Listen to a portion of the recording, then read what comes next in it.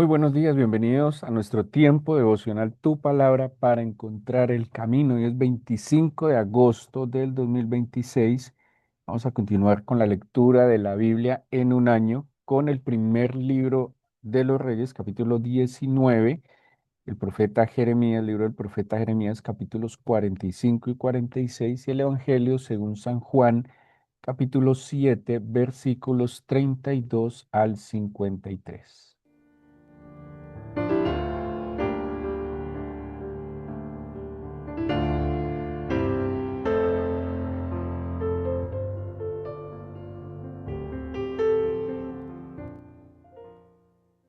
Les invito a que abramos nuestras Biblias en el capítulo em, 19 del primer libro de Reyes. Vamos a continuar con la historia de Elías, que hoy llegamos a un desenlace muy importante y creo yo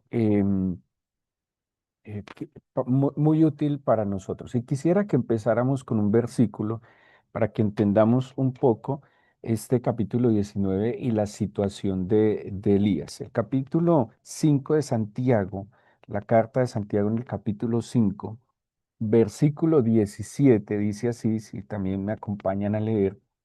Dice, Elías era un hombre sujeto a pasiones semejantes a las nuestras y oró fervientemente para que no lloviese, y no llovió sobre la tierra por 3 años y 6 meses. Dice el 18, y otra vez oró y el cielo dio lluvia y la tierra produjo su fruto. Bueno, aquí hay algo bien interesante y es que la Biblia no busca y no pretende mostrarnos superhéroes humanos, ¿sí? No nos habla de hombres y mujeres extraordinarios, dignos de, digamos, de idolatría, ¿sí? O referentes absolutos. Nos muestra hombres y mujeres como nosotros, y es lo que está diciendo cuando dice que Elías era un hombre semejante, con pasiones semejantes a las nuestras. Está hablando que estaba sujeto a las mismas debilidades y dificultades nuestras. ¿Qué debilidades y dificultades podemos tener nosotros? Miedo, y lo vamos a ver en Elías, cansancio, dudas, necesidades físicas como hambre, sed, frío, ¿sí? Y, y Santiago está diciendo, Elías era tal cual como nosotros. Ustedes y nosotros podríamos verlo como un hombre prodigioso, como un superhombre, porque acuérdense que él oró y descendió fuego del cielo, degollaron a estos profetas de Baal y de Acera, y se podría ver de que es un hombre invencible, infalible, que no tendría nada que lo pudiera enfrentar, pero no, dice que tenía las mismas debilidades, que tenía las mismas necesidades, las mismas dificultades que nosotros podríamos tener, y lo vamos a ver: miedo, cansancio, hambre, sed, dudas, ¿sí? Incertidumbre, angustia. Pero hay un factor muy importante en Elías, y es que dice oró fervientemente. Y aquí hay un juego de palabras, un hebraísmo que va a usar Santiago, y la traducción literal sería oró con oración, ¿sí? Como en el Antiguo Testamento dice soñó sueños, cantó canciones. Esa es una forma particular de la literatura hebrea, como redundar, soñó sueños, ¿sí? En este caso dice oró oraciones, o sea que no oró como tontadas, ¿sí? No usó palabrería, sino que efectivamente oró al Señor, oró fervientemente, oró conscientemente, oró de corazón, ¿sí? O sea, semejante a nosotros, con las mismas dificultades, con los mismos desafíos, con las mismas necesidades, pero tuvo una particularidad, y es que su oración fue intensa, sincera y perseverante.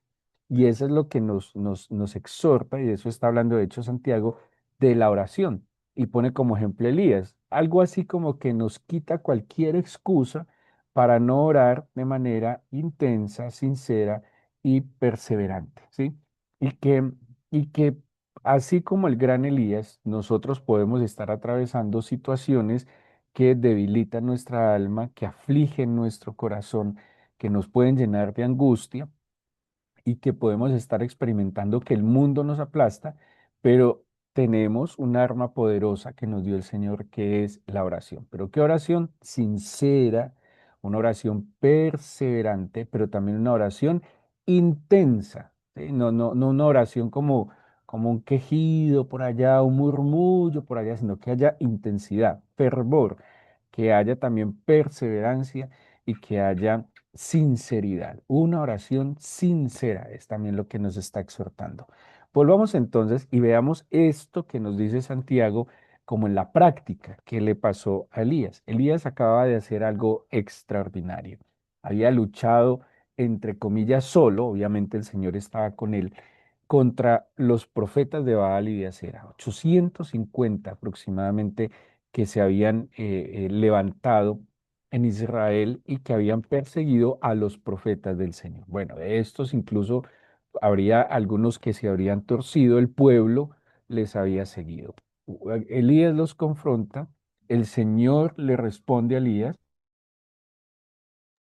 el Señor le responde a Elías y le responde de una manera contundente, desciende fuego, consume el holocausto, la gente se conmueve y Elías, pues, y degollan también a estos profetas.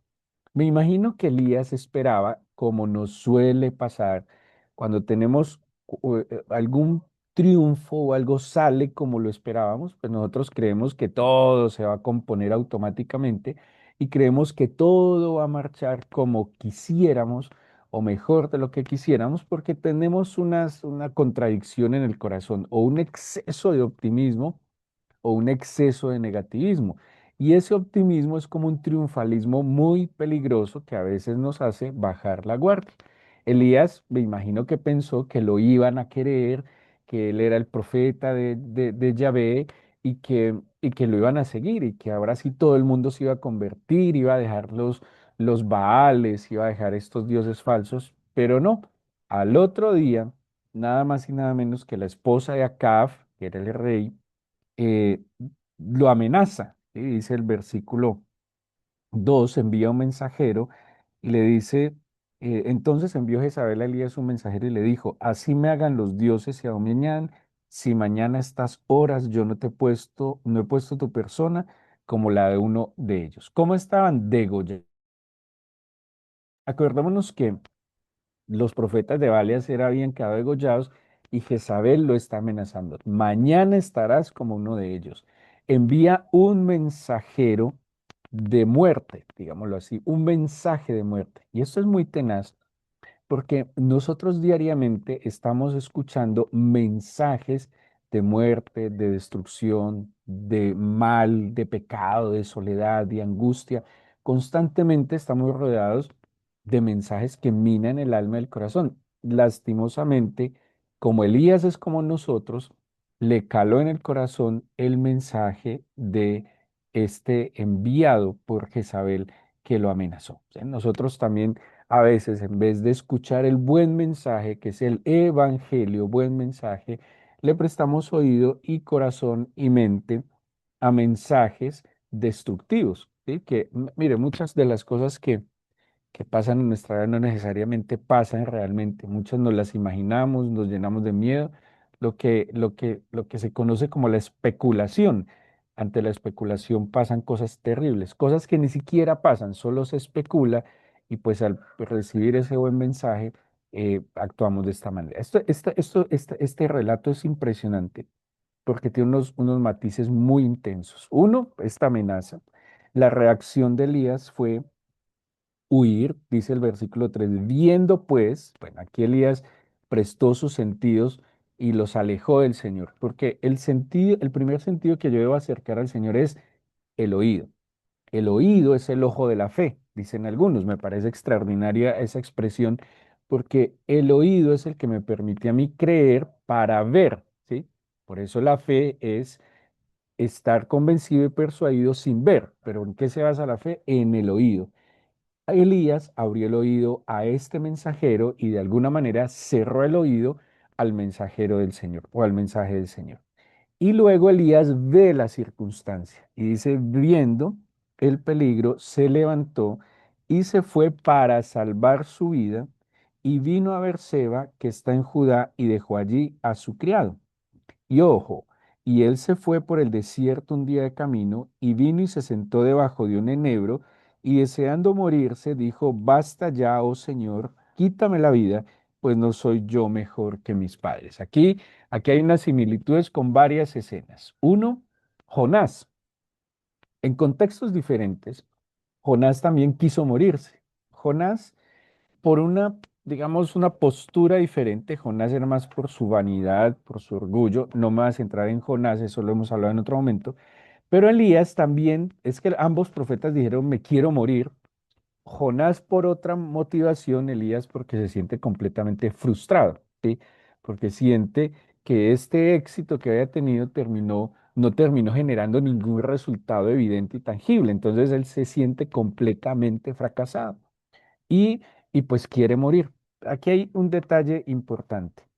Y dice el versículo 5, echándose debajo del enebro, se quedó dormido y he aquí un ángel le tocó y le dijo, levántate, come. Él miró y he aquí su cabecera había una torta cocida sobre las ascuas, una vasija de agua, comió, bebió y volvió a dormirse. Volviendo el ángel del Señor, la segunda vez le tocó diciendo, levántate, come, porque largo camino te queda.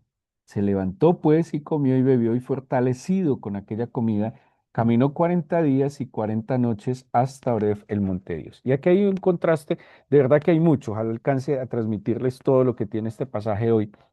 Aquí hay un contraste bien interesante entre el mensajero de Jezabel y el mensajero de Dios. El mensajero de Jezabel trae amenazas, intimidación, parecido a lo que veíamos esta semana en Nehemías, busca la destrucción de Elías. Y es un mensaje no solo negativo, es un mensaje destructivo. Ojo con esto.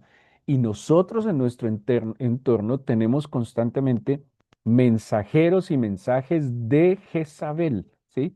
Mensajeros y mensajes que buscan destruir nuestra moral, desanimarnos, confundirnos, eh, engañarnos, incluso destruirnos. Pero el mensajero del Señor lo que está haciendo es completamente lo contrario y dice que está animando a Elías, está proveyéndole a Elías de lo que él necesitaba.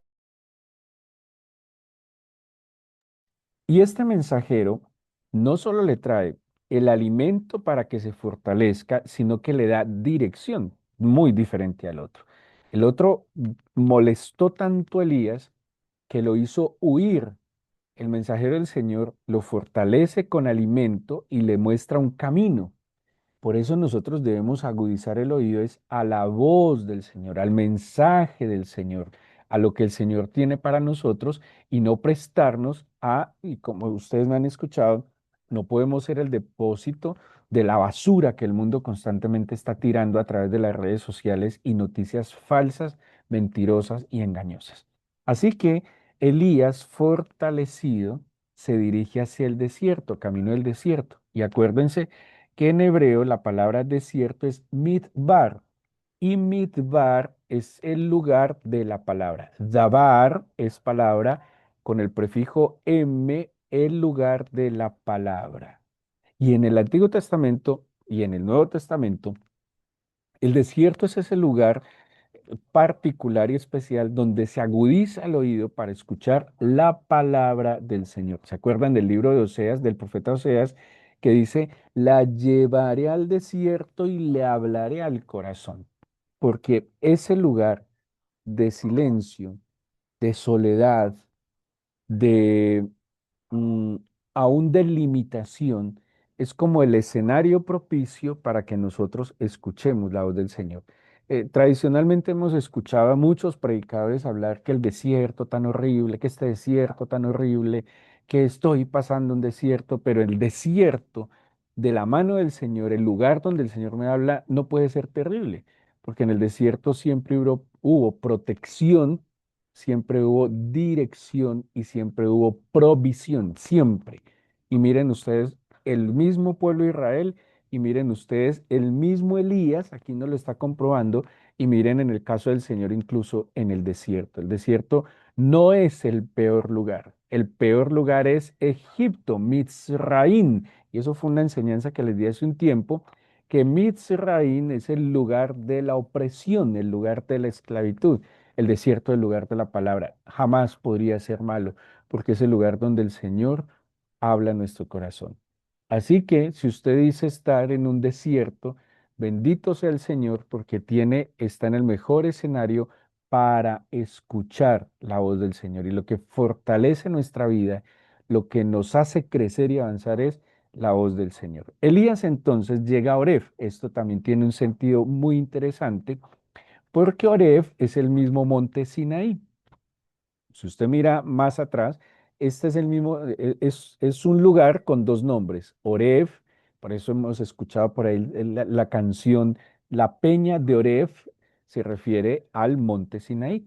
¿Y qué pasó en el monte Sinaí? En el monte Sinaí nada más y nada menos que Moisés se encuentra con el Señor y se acuerdan que hubo una escena cuando Moisés se encuentra con el Señor y la gloria del Señor cubre eh, el monte Sinaí. Y dice la Biblia que había truenos, que había relámpagos, que había fuego, que había movimientos, temblores, y que el pueblo se espantaba y se asustaba de eso que estaba pasando allí. Y era la gloria del Señor.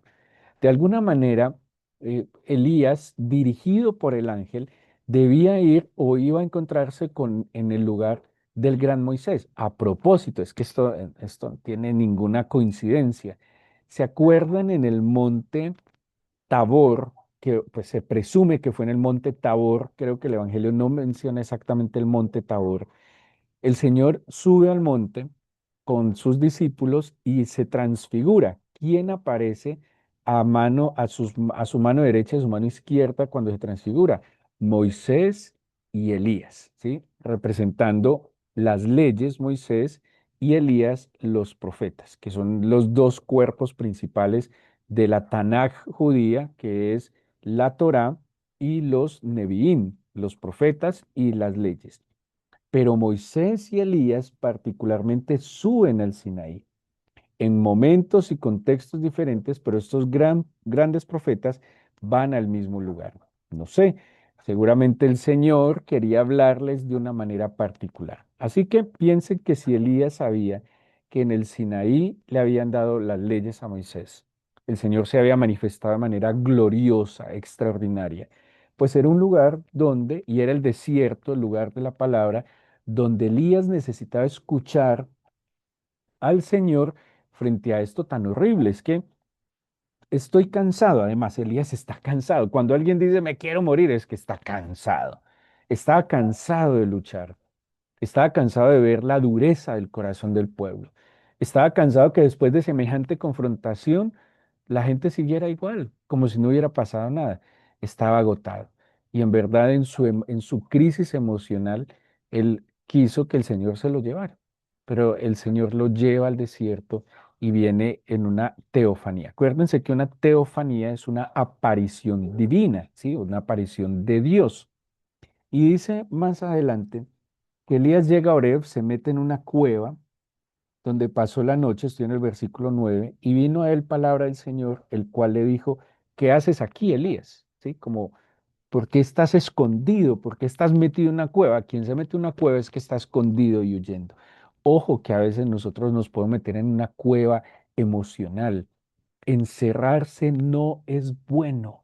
Aislarse jamás es bueno. Eso es un gran peligro para el alma, para el corazón, ensimismarse, no expresar, no manifestar.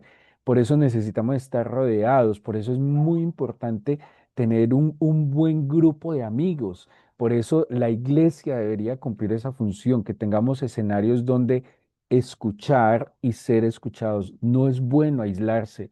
Una estrategia del enemigo es aislarnos, apartarnos, separarnos, porque así como el león separa a los búfalos que ustedes han visto para atacarlos, así el enemigo anda como león rugiente buscando a quien devorar. ¿Cómo? Apartándolo, engañándolo, confundiéndolo. No vaya a la iglesia, qué pereza, eso tan lejos, eso tan arriba, o a lo mismo. O sea, empieza, Dios está en todas partes, usted puede buscar a Dios en todas partes, desde su cama, medio dormido, en su silla, no tiene que salir, ponga una predicación en internet, escuche la audiobiblia. No. el Señor quiere congregarnos y el enemigo quiere separarnos, ¿sí? Entonces imagínense que Elías necesitaba escuchar la voz del Señor y llega allí y se encuevó, ¿sí? O sea, se metió en la cueva y es lo que nosotros tenemos que evitar. No podemos ensimismarnos, ni alejarnos, ni aislarnos. Hay que abrirnos. ¿Por qué estás haciendo acá? Entonces Elías le expresa, he sentido un bebido celo porque los hijos de Israel han dejado tu pacto, han derribado tus altares, han matado a espada a tus profetas, solo yo he quedado, me buscan para quitarme la vida. Había un error aquí en Elías, no solo había quedado él, había más, pero efectivamente que lo estaban buscando para matarlo. Él le dijo, sal fuera, ponte en el monte delante del Señor. Y he aquí, y esto es muy impresionante, aquí hay una teofanía, pero que rompe la idea de Elías y rompe su esquema. Dice el versículo 12:11. El Señor pasaba y un grande y poderoso viento que rompía los montes quebraba las peñas delante del Señor, pero el Señor no estaba en el viento. Tras el viento un terremoto, pero el Señor no estaba en el terremoto. Y tras el terremoto un fuego, pero el Señor no estaba en el fuego. Y tras el fuego un silbo apacible y delicado. Y cuando lo oyó Elías, cubrió su rostro con su manto y salió y se puso a la puerta de la cueva. Y aquí vino a él una voz diciendo, ¿qué haces aquí, Elías? Es espectacular. Imagínense que Elías tenía la expectativa que en el monte Oreb podría haber vientos que rompieran las peñas, podría haber terremotos que conmovieran los cimientos de la tierra, podría haber fuego consumidor, pero Elías no esperaba un silbo suave y apacible. Y Elías tal vez esperaba estas manifestaciones sobrenaturales, poderosas, portentosas, y tal vez es lo que muchos de nosotros esperamos, porque nos hemos acostumbrado a una vida intensa, acelerada, a una vida llena de, ¿cómo les puedo decir? De desenfreno, de velocidad, como lleno de eh, intensidad. Y dice que Elías viene un viento fuerte que rompía las peñas. Nosotros hemos visto lo que puede hacer un viento fuerte, un viento huracanado. Un terremoto, sabemos lo que puede hacer un terremoto. Sabemos lo que puede hacer el fuego. A propósito, me llama mucho la atención porque en estos últimos tiempos hemos visto estas tres cosas con una intensificación aterradora: vientos fuertes, terremotos y fuego. Y ahí no estaba el Señor. Llama la atención, inquieta, conmueve, alerta, pero ahí no estaba el Señor. Y dice que detrás de estas manifestaciones portentosas de la gloria del Señor aparece un silbo suave y apacible. Y hay algo muy particular en esto, porque en la traducción, en unas traducciones, aparece como un sonido, y esto va a sonar completamente paradójico, un sonido de silencio absoluto. Traten de imaginar esto, un silencio perdón, un sonido de silencio absoluto. Tal silencio que podría ser aturdidor. Nosotros no estamos acostumbrados al silencio, de hecho, estamos acostumbrados al ruido, pareciera que nos hace falta, que nos gusta, que constantemente haya bulla, muchas voces, intensidad, pero para poder percibir un sonido en el silencio absoluto, tiene que haber quietud. Y la presencia del Señor está en la quietud. Cuando Ezequías, el rey Ezequías, estaba siendo amenazado por el rey de Asiria, creo que Kedorlaomer se llamaba, eh, el Señor le dijo a través de Isaías, en quietud y en reposo serás salvo. Es muy difícil escuchar al Señor, primero escuchando tantas voces, segundo, afanados. Entonces nosotros pretendemos que el Señor nos hable mientras vamos conduciendo, que el Señor nos hable mientras estamos enfrentando las cosas. Es muy difícil que el Señor nos hable en la dinámica del mundo.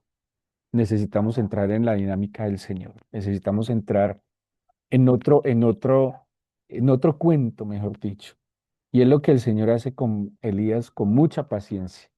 Lo lleva al desierto, En el desierto Elías se mete a la cueva, los saca de la cueva con manifestaciones portentosas e impactantes. Viento fuerte, terremoto, fuego. O sea, lo que hizo aquí el Señor fue, ¡hey! Despierte, hermano. Le movió la cama, le sacudió el nido, pero no fue en medio de la turbación donde iba a escuchar al Señor. Mire, somos muy reactivos. Ante esto que pasó aquí en Colombia, ante el terremoto y tantas cosas que pasan, nosotros mismo, ¡pum!, reaccionamos. Entonces, es lo natural, digamos, no, no está mal, es natural que reaccionemos, ¿sí? Entonces, vamos a hacer esto, vamos a ayudar con esto, llevemos esto, seamos solidarios. Sí, es una reacción y está bien, o sea, no estoy diciendo que esté mal, pero pasado el terremoto, hay que aquietar el alma, hay que callar la boca, hay que agudizar el oído porque el Señor solo va a hablar es en el sonido de un silencio absoluto. Y si no escuchamos al Señor, va a ser en vano todo lo que estamos viviendo porque pues la idea de todo esto es poder conocer, es poder entender, es poder ver al Señor en cada día. Así que el Señor con mucha paciencia a través de esta manifestación resuelve la soledad y el cansancio de Elías porque no se queda en la dificultad o en el conflicto de Elías, sino que automáticamente le pone una misión. No le recrimina, no le dice, uy, Elías, ¿usted por qué es tan incrédulo, Elías? ¿Usted por qué después de ver cosas tan maravillosas ahora duda? No, no se pone a recriminarle. Lo que hace es, venga, le pongo otra misión. Primero, usted no está solo, yo estoy con usted. Segundo, no está solo, o sea, no es el único profeta porque hay más profetas como usted. Y tercero, vaya y haga y cumpla esta misión. Así que es muy difícil que podamos escuchar al Señor en medio de tanta turbación. Es necesario que humildemente reconozcamos nuestras pasiones, debilidades, miedo, cansancio, dudas, necesidades físicas, materiales. Pero es necesario aquietar el alma y no pretender que el Señor se manifieste de estas formas, sino que hay que hacer silencio delante del Señor. Hay que callarnos y darle la oportunidad de que Él hable. Hay formas en que el Señor habla. La palabra de Dios, que tanto meditamos en su palabra, pero también en la quietud de la adoración, que tanto vamos a la presencia del Señor simplemente a que Él hable y trate con nuestro corazón. Quiero pedirte, mi Señor, que es que no es fácil.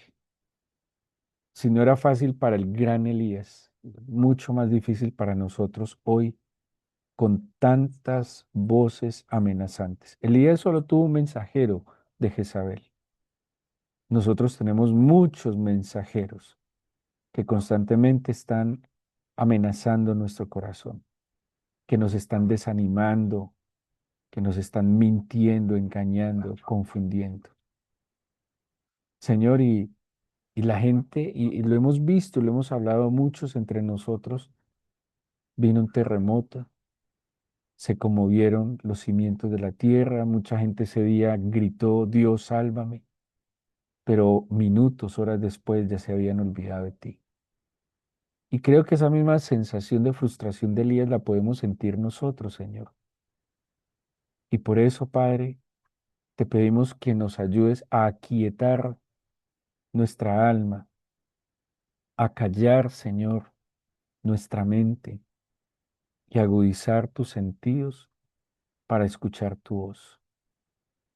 Dígaselo, usted necesita escuchar la voz, todos lo necesitamos del Señor, escuchar sus palabras, su dirección. Señor, yo te pido que mis oídos silencien las voces que no vienen de ti, esos mensajes, y que me consuele, Señor, en tu palabra y que escuche tu voz. Yo sé que todos buscamos razones. Señor, en estos días varias personas me han preguntado por qué pasó esto, por qué el Señor lo permitió. Pero ni siquiera podría preguntarte para qué no. Quiero escuchar tu voz que sane mi alma, tu voz que restaure mi corazón, tu voz que me dé libertad ante la angustia, la inquietud, las dudas y los temores. Pidámosle eso al Señor hoy, que tu voz me hable a mi corazón. Te entrego este día y te pido tu bendición, Señor, y te agradezco que escuches nuestra oración y que nos des tu santa palabra para encontrar el camino. En el nombre de Jesús. Amén. Amén. Bueno, luego seguimos estudiando un poco más de Elías, quedan algunos detalles que ver, pero pues lo haremos en algún momento que tengamos la oportunidad. Que el Señor les bendiga, que tengan un excelente día, no se vayan, seguimos con nuestro segundo altar. Acuérdense que estamos en los 7 altares. Que el Señor les bendiga.